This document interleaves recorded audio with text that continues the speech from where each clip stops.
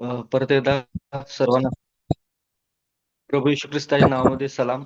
आपण seventh day Adventist मंडळीचे 16वे तत्व या ठिकाणी अभ्यास करत आहोत. त्याचं नाव आहे प्रभुभोजन. येशू ख्रिस्तानं कशा पद्धतीनं प्रभुभोजनाला सुरुवात केली आणि शिष्यांना सांगितलं की हे माझ्या स्मरणात मी येऊपर्यंत माझ्या मरणाची घोषणा करीत आनंदानं हा विधी साजरा करा. त्यामध्ये आता दुसऱ्या भागाकडे आपण वळत आहोत, पाय धुण्याचा विधी. या ठिकाणी असं म्हटलंय पहा, ओलांडणाचा सण साजरा करतेवेळी प्रघाताप्रमाणे यहुदी कुटुंबे आपल्या घरातून खमीर, पाप, बेखमीर भाकरीच्या सप्ताहाच्या पहिल्या दिवसाच्या अगोदरच काढून टाकीत असे. म्हणून विश्वासकांनी आपली सर्व पापे कबूल करून पश्चाताप करावा. अहमपणा, स्पर्धा, मत्सर, हेवा, चिडखोर वृत्ती आणि स्वार्थीपणा ही सर्व पापे ख्रिस्ताशी अगदी मनापासून आत्मीयतेने सहभाग करण्या अगोदर काढून टाकावी. या उद्देशाने ख्रिस्ताने पाय धुण्याचा विधी स्थापन केला. पाय धुण्याचा विधी प्रियजनांनो का स्थापन झाला, असा बऱ्याच वेळेला आपल्याला प्रश्न पडतो किंवा विचारला जातो. परंतु या ठिकाणी स्पष्टपणे आपल्याला या तत्वातून स्पष्ट सांगण्यात आलेलं आहे की ज्या पद्धतीनं वलांडणाच्या सणावेळी यहुदी कुटुंब त्या सणामध्ये सहभागी होण्यासाठी घरातून बाहेर पडतानाच खमीर, पाप आणि बेखमीर भाकरीच्या ज्या काही गोष्टी आहेत त्या आपल्या जीवनातून काढून टाकत होते. आणि विशेष म्हणजे सर्व ख्रिस्ती लोकांनी प्रभुभोजनामध्ये सहभाग घेत असताना आपली सर्व पापे कबूल करावी, पश्चाताप करावा. अहमपणा, स्वार्थ, स्पर्धा, मत्सर, हेवा, चिडखोर वृत्ती किंवा स्वार्थीपणा ही काढून टाकावीत. आणि ख्रिस्ताच्या सहभागितेत येत असताना आत्मीयतेनं प्रभुभोजन घेण्या अगोदरच प्रियजनांनो पूर्णपणे शुद्ध होऊन या विधीमध्ये सहभाग घ्यावा. माणसांनी कायमस्वरूपी प्रियजनांनो देवाच्या वचनाप्रमाणे चालावं, भक्ती करावी, देवाचं गौरव प्रामाणिक करावं आणि त्यासाठी देवबापानं हा विधी योग्य रीतीनं लोकांनी घ्यावा आणि लोकांच्या पापाची क्षमा व्हावी म्हणून या विधीची स्थापना केलेली आहे. स्वतः त्यांनी या बाबतीत उदाहरण घालून दिले. एवढेच नाही तर त्यांनीही तसेच करावे म्हणून सांगितले आणि त्याबद्दल आशीर्वादाचे अभिवचन दिले आणि म्हटले, या गोष्टी मी तुम्हाला समजून उमजून कराल तर तुम्ही धन्य आहात. म्हणजे येशू ख्रिस्तानं स्वतः या विधीची स्थापना केली, स्वतः उदाहरण घालून दिलं आणि मी ज्या पद्धतीनं केलंय त्या पद्धतीनं करायची आज्ञा दिली. आणि विशेष म्हणजे तुम्ही जाणून उपजून जर या गोष्टी कराल, समजून घ्याल, अज्ञानासारखं न राहता धार्मिकतेनं ह्या गोष्टी जर कराल तर तुम्ही धन्य, अशा पद्धतीचं प्रभू येशू ख्रिस्त आपल्याला अभिवचन देत आहे. आणि त्यानुसार आम्ही देखील विधी प्रभुभोजनाचा विधी पवित्र आहे आणि त्या पवित्र विधीमध्ये सहभाग घेत असताना आपल्या मनामध्ये असणारी सर्व पापे, मत्सर, हेवा, अहमपणा, चिडखोर वृत्ती आणि त्याचप्रमाणे स्वार्थीपणा जो असतो तो सर्व आपण काढून टाकला पाहिजे. या सर्व गोष्टी समजून उमजून घेतल्या पाहिजेत. देवाचा आशीर्वाद आणि ती धन्यता मिळवायची असेल तर या प्रभुभोजनाच्या विधीमध्ये आपल्याला पापाची कबुली करावी लागेल, पापाचे पश्चाताप करावा लागेल आणि पाप शुद्धी करून प्रियजनांनो आम्ही या प्रभुभोजनामध्ये जाणून उपजून सहभागी झालं पाहिजे. ह्या विधीनंतर प्रभुभोजनाचा विधी उरकण्यात आपल्याला आल्याला बघायला मिळतो. म्हणजे पश्चातापाशिवट किंवा नम्रतेशिवाय किंवा आपल्यामधल्या ज्या काही वाईट सवयी आहेत त्या काढून टाकल्याशिवाय आपल्याला प्रभुभोजनाच्या विधीमध्ये सहभाग घेता येत नाही. बरेच या ठिकाणी प्रियजनांनो काही लोक असतात की 3 महिने कधीही चर्चला फिरकत नाहीत किंवा चुका करत असतात, पाप करत असतात. परंतु ज्या वेळेस प्रभुभोजन आहे असं समजलं जातं किंवा सांगितलं जातं तर त्याच वेळेला प्रियजनांनो ते सगळे तशाच वृत्तीनं आहे तसं प्रभुभोजनामध्ये सहभाग घ्यायचा प्रयत्न करतात किंवा करत असतात. तर माझी नम्र विनंती आहे, या ठिकाणी प्रभुभोजनाच्या विधीमध्ये सहभागी होण्यासाठी परमेश्वराने येशू ख्रिस्तानं काय अट घातलेली आहे की आम्ही सगळ्यांनी आपल्या पापाबद्दल पश्चाताप केला पाहिजे. त्याचप्रमाणे आपल्या मनामध्ये जो काय अहमपणा आहे, स्पर्धा आहेत, मत्सर आहेत, हेवा आहे, चिडखोर वृत्ती आहे किंवा स्वार्थीपणा आहे, तो आम्ही सगळ्यांनी त्या दिवशी सोडून दिला पाहिजे. आणि तिथून पुढं ज्यावेळेस आम्ही प्रभुभोजन घेतोय त्याच्यानंतर परत ते पाप न करण्याचा निश्चय या ठिकाणी केला पाहिजे. म्हणून प्रियजनांनो, हा पाय धुण्याचा विधी येशू ख्रिस्तानं स्वतः आपल्यासाठी स्थापन केलेला आहे, त्यानं उदाहरण घालून दिलेला आहे. आणि म्हणून हा विधी प्रियजनांनो किती गांभीर्याचा आहे हे या ठिकाणी आपण समजून घेतलं पाहिजे. बऱ्याच मंडळांमध्ये देखील प्रियजनांनो डायरेक्ट प्रभुभोजन दिलं जातं, कुठलाही पश्चाताप केला जात नाही किंवा आपल्या मनातले काही वाईट विचार आहेत का याची तपासणी या ठिकाणी केली जात नाही. विचार करा प्रियजनांनो, सेव्हन्थ डे ऍडव्हेंटिस्ट मंडळी येशू ख्रिस्तानं सांगितल्यानुसार पश्चाताप करायला सांगते, नम्रता धारण करायला लावते, आपल्या मनामधला अहमपणा, स्पर्धा, मत्सर, हेवा देवा किंवा चिडखोर वृत्ती किंवा स्वार्थीपणा काढून टाकायला लावते. आणि प्रभुभोजनाचा विधी हा पवित्र आहे आणि तो घेतल्यानंतर आम्ही देखील येशू ख्रिस्तासारखं जीवन जगलं पाहिजे याबद्दल आपल्याला आवाहन करते. आणि म्हणून प्रियजनांनो, आपण इतर मंडळांपेक्षा, इतर लोकांपेक्षा प्रभुभोजन किती गांभीर्यपूर्वक घेतो आणि घेतलं पाहिजे याचं प्रियजनांनो आम्ही उदाहरण कायमस्वरूपी शिकायला पाहिजे. पुढे म्हटलेलं आहे, त्यामुळे मनुष्याने आपली परीक्षा करावी आणि अयोग्य प्रकारे ती भाकर खाऊ नये आणि प्रभूचा प्याला पिऊ नये. या येशूने दिलेल्या आज्ञेचे कार्य प्रियजनांनो आम्ही सिद्धीस होते. म्हणजे सांगण्याचा उद्देश आहे प्रियजनांनो, मी परत एकदा सांगतो की येशू ख्रिस्तानं स्पष्टपणे सांगितलेलं आहे की प्रभुभोजनाचा विधी किंवा जी काही भाकर किंवा जो काही प्याला आम्ही पितो तो अयोग्य प्रकारे घेता कामा नये. अयोग्य प्रकारे जर घेतला तर या पापाचा दोषीदार फक्त आपण असणार आहे. म्हणून प्रियजनांनो, विचार करा, प्रभुभोजनाच्या विधीमध्ये सहभागी होण्यासाठी आपल्या पापाची आपल्याला जाणीव झाली पाहिजे, आपण पश्चाताप केला पाहिजे. आणि विशेष म्हणजे यासाठी धुवायचे आहेत की आम्हाला देवानं क्षमा केली पाहिजे.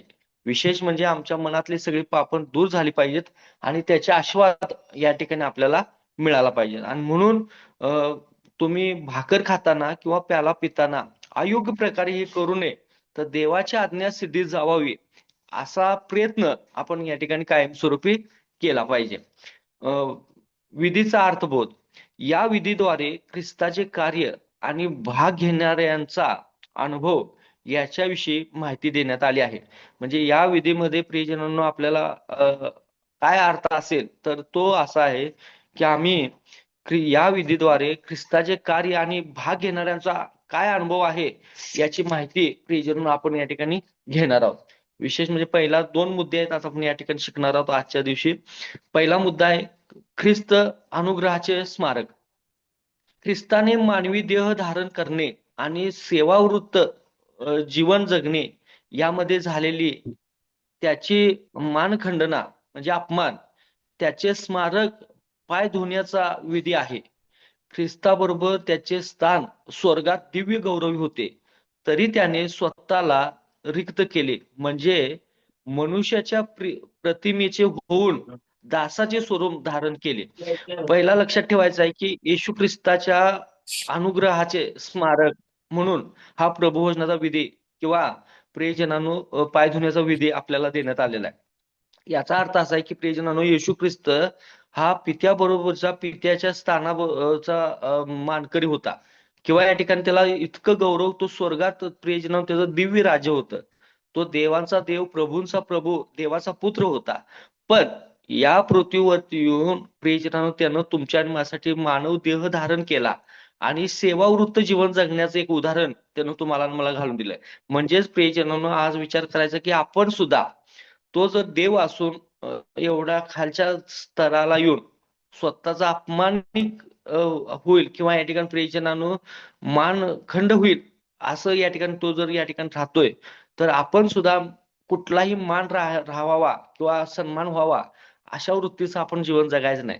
तर आपण सुद्धा येशू ख्रिस्ताप्रमाणे खालच्या पातळीला येऊन सेवावृत्त धारण करणं आणि त्याच्या ह्या विधीचा गांभीर्यपूर्वक विचार करणं आणि विशेष म्हणजे आज येशू ख्रिस्ताप्रमाणे प्रियजनांनो आपण एकमेकाचे पाय धुवून नम्रतेने चालण्याचा प्रयत्न करणं फार गरजेचं आहे. ज्याचा उद्धार करण्यासाठी देवाच्या पुत्राने निस्वार्थ वृत्तीने आणि प्रेम भावनेने स्वतःला वाहून दिले आणि त्यातील बहुतेकांनी जर त्याचा नाकार केला तर ते त्याला अपमानास्पद होते. ख्रिस्ताच्या या भूतलावरील संबंध जीवनामध्ये सैतान त्याला क्षणोक्षणी बदनाम करण्याचा आटोकाट प्रयत्न करीत होता. जो निष्कलंक व निरपराधी होता त्याला गुन्हेगाराचे वधस्तंभावरील मरण मरावे लागले. यामुळे त्याची किती मानखंडना झाली असेल. विचार करा प्रियजनांनो, तो उद्धारक देवाचा पुत्र निस्वार्थी वृत्तीनं आणि प्रेम भावनेनं प्रियजनांनो स्वतःला देवाच्या कार्यासाठी आणि आमच्या तारणासाठी, आमच्या शुद्धीकरणासाठी प्रियजनांनो त्यानं स्वतःला आपलं सगळी पद नाकारलीत किंवा त्यांना अपमानास्पद केलं आणि सैतान कायमस्वरूपी त्याला क्षणोक्षणी अपमानास्पद करत होता. परंतु प्रियजनांनो येशू ख्रिस्त कायमस्वरूपी कुठलाही विचार न करता तो नम्रतेनं किती राहिलेला आहे पहा. तो चोर नसताना चोरांच्या लाईनीत क्रुसावरती त्याला मारण्यात आलं. म्हणजे देवाचं राज्य कुणासाठी आहे? देवाच्या राज्यात कोण असणार किंवा कुठल्याही पवित्र विधीत प्रियजनांनो तुम्हाला मला सहभाग घ्यायचा असेल तर किती नम्रता, येशू ख्रिस्ताचं एक फार मोठं उदाहरण तुम्हाला मला शिकणं गरजेचं आहे. येशू ख्रिस्त किती अपमानास्पद जीवन जगत आहे. कशा पद्धतीने त्याला कोणी प्रियजनांनो त्रास दिलेला आहे किंवा कायमस्वरूपी प्रियजनांनो त्याची चेष्टा मस्करी केलेली आहे किंवा तरी देखील तो त्याचा नम्रतेचा गुण विसरत नाही. आज आपल्याला कुणीतरी काय ते एखाद्या वेळेस चेष्टा केली, मस्करी केली, कुणी जर निराश केलं तर कायमस्वरूपी प्रियजनांनो आम्ही त्याला वरचढ होण्याचा प्रयत्न करतोय. परंतु येशू ख्रिस्त कितीही अपमानास्पद त्याला वागणूक मिळाली परंतु त्याने त्याची नम्रता सोडली नाही आणि तोच आम्हाला आज्ञा करत आहे की जर हे मी करू शकतोय तर हे तुम्ही पण करणं गरजेचं आहे. आज ख्रिस्तासाठी नम्रता फार महत्वाची आहे आणि प्रभुवचनाच्या विधीद्वारे आज आम्हाला हेच समजतं की आपण नियमित नम्रतेनं चाललं पाहिजे. आपले पाप प्रियजनांनो आम्ही सोडून दिलं पाहिजे. शुद्ध जीवन जगण्याचा, निस्वार्थी जीवन जगण्याचा प्रयत्न या ठिकाणी केला पाहिजे. ख्रिस्ताचे जीवन निस्वार्थी सेवावृत्तीचे जीवन होते. तो सेवा करून घ्यावयास नाही तर सेवा कराव्यास आला. पाय धुण्याच्या विधीद्वारे त्याने हेच दर्शविले की लोकांच्या उद्धारासाठी कोणतीही सेवा मग ती कितीही क्षुद्र किंवा हलक्या प्रतीची असो ती करण्यास तो राजी होता. अशा प्रकारे सेवाभाव वृत्तीने आणि सौम्य व लीनतेने जीवन याचा प्रभाव त्याच्या अनुयायांच्या मनावर त्याने पाहिला. म्हणजे प्रियजन विचार करा किती तो निस्वार्थी वृत्तीनं या ठिकाणी सेवा करत आहे. आणि म्हणून येशू ख्रिस्तानं शिष्यांना सांगितलं मी सेवा करून घ्यायला नाही तर सेवा करायला आलोय. आणि प्रियजनांनो त्याचं किती उदारपणा आणि विशेष म्हणजे त्याची सेवाभाव वृत्ती कशी आपल्याला बघायला मिळते.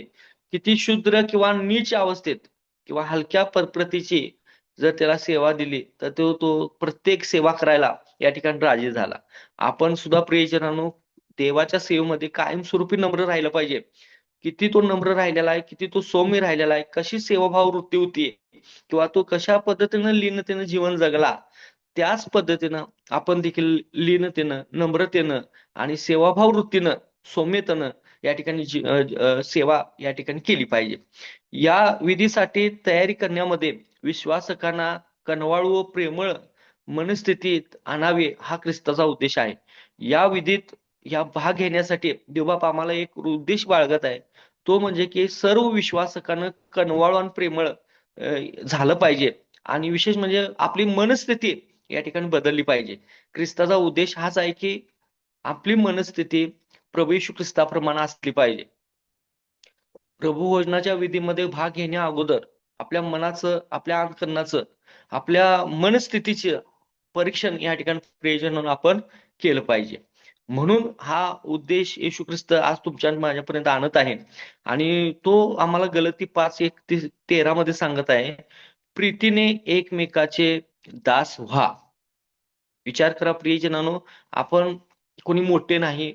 जरी आपल्याकडे कुठली वेगवेगळी पदं असतील, आम्ही प्रतिष्ठित व्यक्ती असेल, आम्ही हुशार असू किंवा प्रियजनांनो आम्ही कुठल्याही स्थानावर असो, परंतु आज जर आम्ही ख्रिस्ताचे जर अनुयायी आहे, तर आम्ही एकमेकाचे दास असणं गरजेचं आहे. काही वेळेला प्रियजनांनो, पाय धुण्याच्या विधीला आपण जातोय, पण काही लोक मोजक्या लोकांना शोधत असतात, आपल्या आवडत्या लोकांना शोधत असतात किंवा एखाद्या चांगल्या माणसाबरोबर पाय धुण्याचा प्रयत्न करत असतात.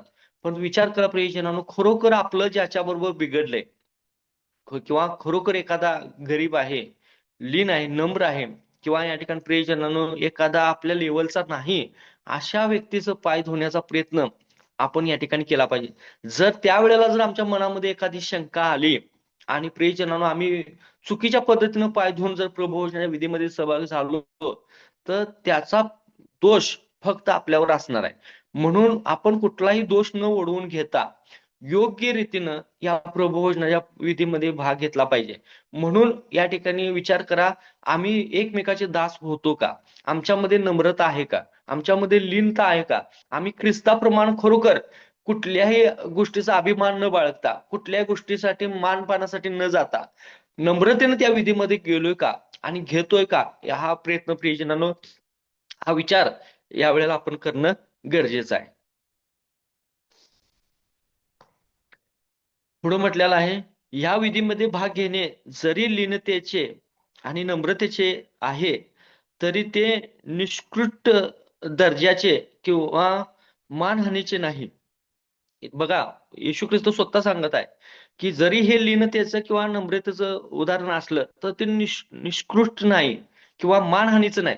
उलट प्रियजनांनो, आपण ही वृत्ती बाळगली आणि आपल्या बदल किंवा आपल्याला क्षमा व्हावी म्हणून जर आम्ही न संकोच बाळगता, कुणालाही न शोधता जो येईल त्याचं पाय धुतलं, तर 100% प्रियजनांनो, आज त्याच्याद्वारे देवबाप तुमचा आणि माझा सन्मानच करणार आहे. ख्रिस्तासमोर गुडघे टेकून वधस्तंभावर जे पाप खेळण्यात आले, ते पाय धुण्याची मौल्यवान संधी लाभली आहे. कुणाला वाटणार नाही. येशूने म्हटले, मी तुम्हाला खचित सांगतो, ज्या अर्थी तुम्ही ह्या माझ्या अति कनिष्ठ बंधूतील एकाला कराल, ते मला केल्यासारखे आहे. प्रियजनांनो बघा, विचार करा. आज देवाचा कनिष्ठ, देवाचा भक्त कोण आहे? आज फक्त आम्हीच त्या ठिकाणी प्रियजनांनो मोठे नाही किंवा महान नाही, तर तिथं येणारा प्रत्येक विश्वासू हा ख्रिस्ताचा आहे आणि देवाचा आहे. आणि म्हणून आम्ही कुठलाही प्रियजनांनो हेवा-देवा न ठेवता, कुठलाही मतभेद न करता, कोणतीही शंका न बाळगता प्रियजनांनो आम्ही प्रभुभोजनामध्ये सहभाग घेतला पाहिजे. कारण येशू ख्रिस्त म्हणतोय, जर त्या एखाद्या कनिष्ठापैकी एकाला केलं, तर ते मला केल्यासारखं आहे. म्हणजे प्रियजनांनो, प्रत्यक्ष अप्रत्यक्ष आपण येशू ख्रिस्ताचेच पाय धुतोय, ही भावना आपण या ठिकाणी बाळगली पाहिजे. काय परत एकदा मी सांगतो प्रियजनांनो, आम्ही कुठल्याही आपल्या लेवलच्या माणसाला, आपल्या जवळच्या माणसाला किंवा चांगल्या सुशिक्षित किंवा पदाधिकाऱ्यांचंच पाय न धुता आपण एखाद्या सर्वसामान्य, गरीब किंवा अस्वच्छ असेल तरी चालेल किंवा आम्हाला काही एखाद्याबद्दल शंका असेल, तो जर समोर आला किंवा एखाद्या मनामध्ये एखाद्याच्या बाबतीत काही एखादी शंका किंवा काय तर पाप असेल किंवा आम्ही बोलत नसेल, शत्रुत्व असेल, भांडणं असतील, तो जर समोर आला तर त्याचं नक्की आम्ही पाय या ठिकाणी धुतलं पाहिजे. कारण ह्याद्वारेच आम्हाला देव क्षमा देणार आहे, याद्वारेच आम्हाला शुद्धी देणार आहे आणि विशेष म्हणजे याद्वारेच आम्ही येशू ख्रिस्ताचं पाय धुतल्यासारखाचा अनुभव या ठिकाणी घेणार आहोत आणि देवाचे आशीर्वाद आपल्याला त्यावेळेला मिळणार आहेत. दुसरा भाग आहे उच्च दर्जाची शुद्धी. पाय धुण्याच्या विधीमध्ये धुळीने माखलेले पाय धुण्यापेक्षा त्यात अधिक अंतर्भूत आहे. उच्च दर्जाच्या हृदयाच्या शुद्धीचे जे दर्शक आहे, जेव्हा पेत्राने सर्व शरीर धुण्यास सांगितले, तेव्हा येशूने म्हटले, ज्याचे स्नान झाले आहे, त्याला पायाखेरीज दुसरे काही धुण्याची गरज नाही. तो सर्वांगी शुद्ध आहे. म्हणजे प्रियजनांनो विचार करा, धुळीने माखलेले पाय धुण्यापेक्षा अधिक अंतर्भूत काय असेल? मग पाय धुणं याचा अर्थ असा नाही की पायाची शुद्धी होते, तर पाय धुणं याचा अर्थ असा आहे की अंतःकरणाची शुद्धी.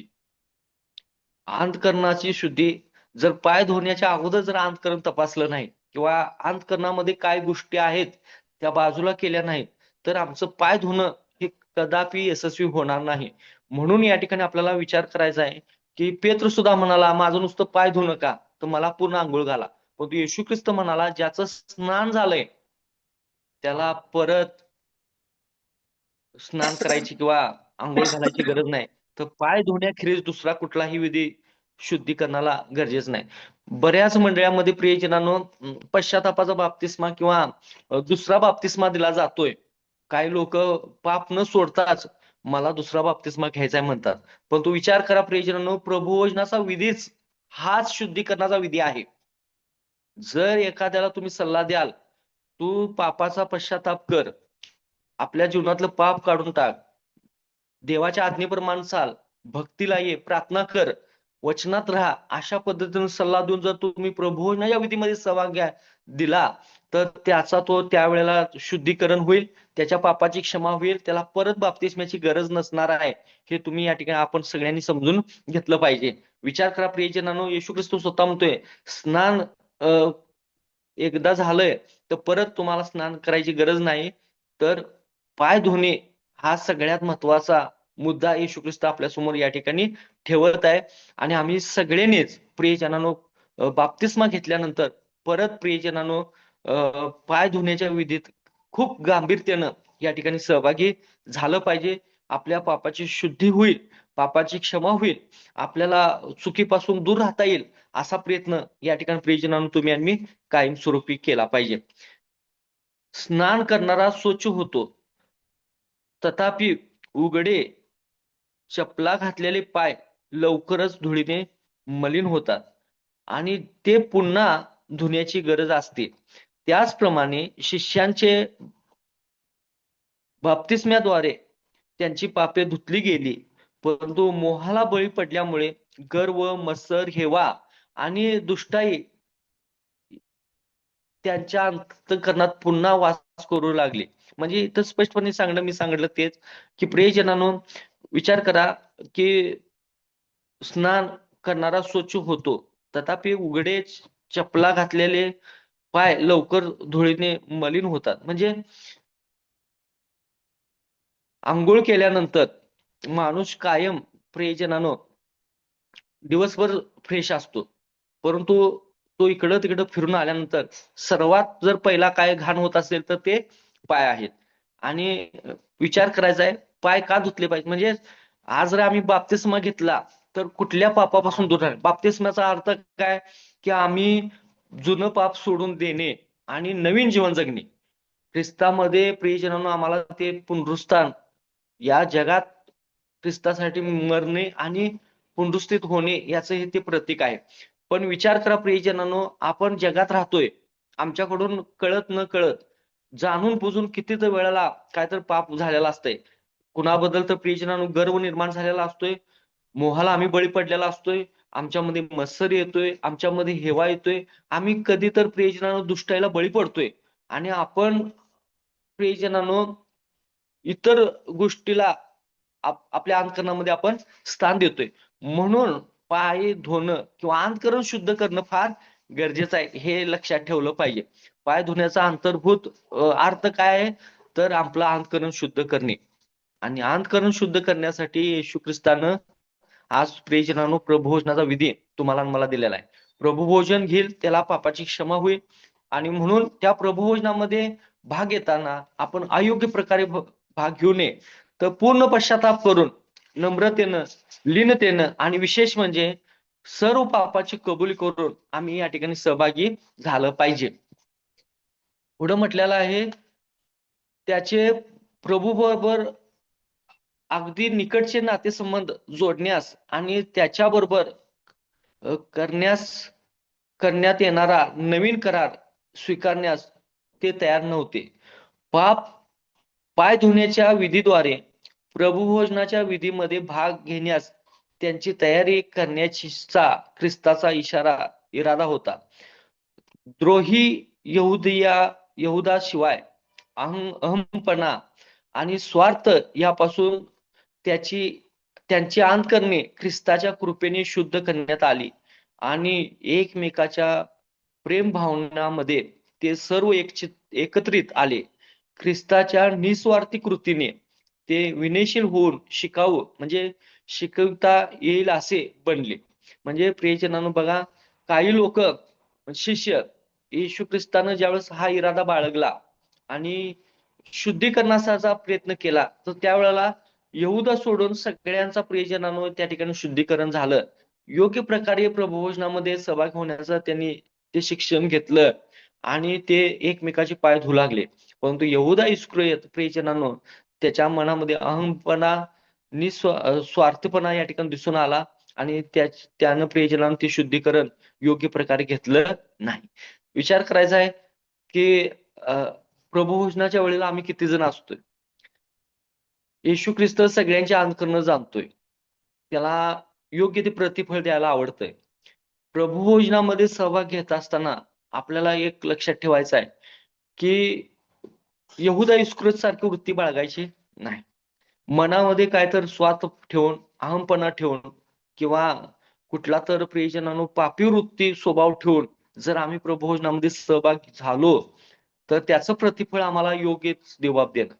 म्हणून आपण सर्वांनी त्यावेळेला पश्चाताप करणं, आपल्या मनाची, आपल्या अंतःकरणाची शुद्धी करणं आणि पाप न करण्याचा निश्चय करणं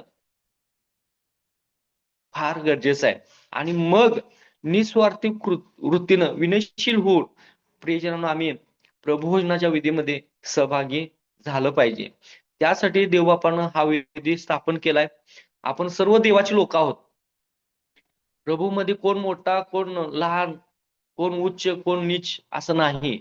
प्रभूमध्ये आम्ही सगळेजण समान आहोत. आपण ख्रिस्ती आहोत, देवाचे आहोत आणि येशू ख्रिस्ताकडे बघून, येशू ख्रिस्ताच्या मरणाची आठवण ठेवून आम्ही योग्य पद्धतीनंच या प्रभुभोजनामध्ये सहभागी झालं पाहिजे. शेवटचा पॅराग्राफ असं म्हणतोय, शिष्याप्रमाणेच ख्रिस्ताचा स्वीकार केल्यावर आमचा बाप्तिस्मा होतो आणि त्याच्या रक्ताद्वारे आमची शुद्धी होते. परंतु ख्रिस्ती जीवन जगत असताना आम्ही पडलो, घसरलो, आमचे पाय धुळीने मलिन होतात. पुन्हा आपण ख्रिस्ताकडे आले पाहिजे आणि आमच्या अशुद्धतेचे शुद्धीकरण ख्रिस्ताच्या पवित्र आणि शुद्ध कृपेने घडून आले पाहिजे.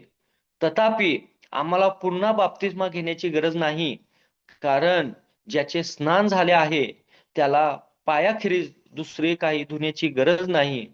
पाय धुण्याच्या विधीद्वारे आम्हाला नियमित स्वच्छ राहण्याचे स्मरण करून देण्यात येते आणि त्यासाठी सर्वस्वी पूर्णपणे ख्रिस्त रुधिरावर अवलंबून राहिले पाहिजे.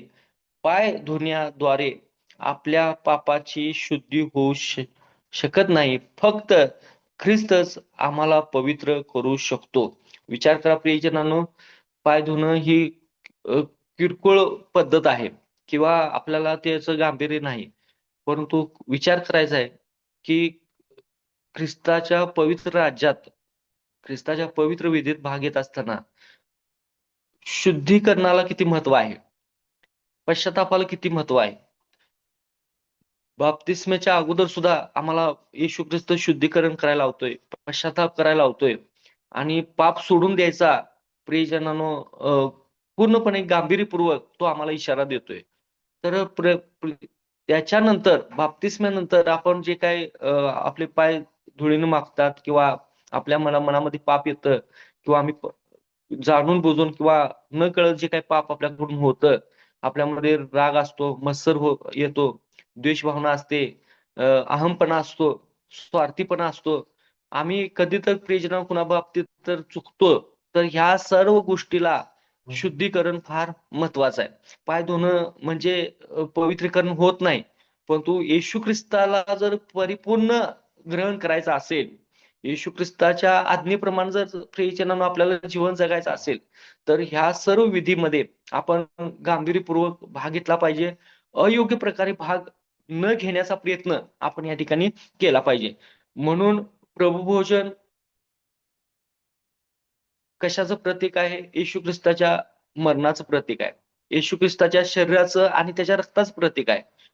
येशू ख्रिस्ताच्या रक्ताद्वारेच आमची शुद्धी होते आणि ते प्रतीक ग्रहण करत असताना आपल्यामध्ये पश्चाताप झाला पाहिजे. आपल्यामध्ये लीनता आली पाहिजे. आपल्यामध्ये नम्रता आली पाहिजे. आपण वाईट गोष्टी, पाप या ठिकाणी सोडून द्यायचा प्रयत्न केला पाहिजे आणि त्या रक्ताद्वारे आपली स्वतःची शुद्धी होईल आणि येशू ख्रिस्त करेल असा विश्वास बाळगून आपण हा प्रभुभोजनाचा विधी साजरा केला पाहिजे. विचार करा प्रियजनांनो, येशू ख्रिस्तानं स्पष्टपणे आपल्याला या मुद्द्यात सांगितलेला आहे. प्रभुभोजनाचा विधी का स्थापन झाला, त्याच्यानंतर पाय धुण्याचा विधी का करताय? आज पाय धुणं याचा अर्थ असा आहे की आपल्या पापाची शुद्धी करणं किंवा पश्चाताप करणं. आणि त्यासाठी येशू ख्रिस्त म्हणतोय की तुम्ही कोणीही त्या ठिकाणी येताना वेगळ्या भावनेने येऊ नये.